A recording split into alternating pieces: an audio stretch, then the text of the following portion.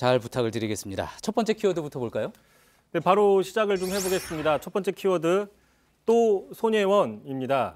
예. 민주당의 손혜원 의원이 신재민 전 사무관에 대한 인신공격성 글을 올렸다 내리는 과정이 논란이 이어지고 있습니다. 예. 안 그래도 오늘 각종 포털 사이트에서 하루 종일 검색어 상위권에 올라가 있었습니다. 어떤 글이었습니까? 네, 엊그제였죠. 지난 2일 날 자신의 페이스북에 이런 글을 올렸습니다. 뭐라고 했는지 한번 좀 보시면요. 자, 나쁜 머리를 쓰면서 의인인 척 위장하고 순진한 표정을 만들어서 청산유수로 떠드는 솜씨가 가증스럽다. 또 막다른 골목에 이른 도박꾼 같다라는 식의 표현들을 했었는데 예. 하지만 어제 신 전 사무관이 자살 기도를 하면서 이런 글들이 논란이 되자 삭제를 했습니다.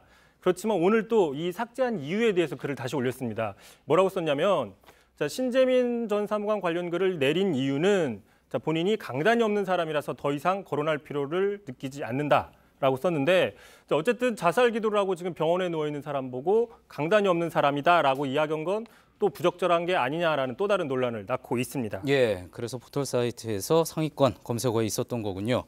자, 그런데 키워드에서도 언급을 했듯이 손혜원 의원이 어떤 이런 일로 구설에 오른 거는 이번이 처음이 아닙니다. 그렇습니다. 손혜원 의원은 잦은 말실수, 그다음에 여러 차례 가벼운 언행으로 구설에 많이 올랐는데 좀 대표적인 건 몇 가지 좀 살펴보겠습니다. 예. 지난해 국감이었죠. 선동열 야구대표팀 감독을 불러다가 2억이나 받으면서 무슨 일을 하는 것이냐, 또 우승하는 게 어려워 보이지 않는다라는 식의 말을 해서 논란이 됐었습니다. 자, 당시의 문제의 본질은 모 야구팀의 모 선수를 왜 뽑았는지가 문제의 본질이었는데 그거 관계 없는 선동열 감독에 대한 인신공격을 했었고요. 예.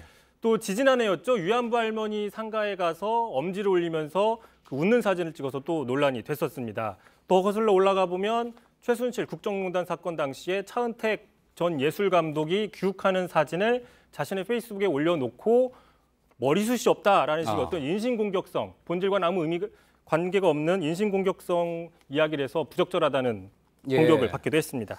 정치권에서 보통 이제 어떤 메시지보다는 그 말을 한 메신저를 공격하는 경우가 사실 흔하기는 합니다. 하지만 너무 지나친 인신공격성 발언은 문제가 있다고 봐야지 되겠죠.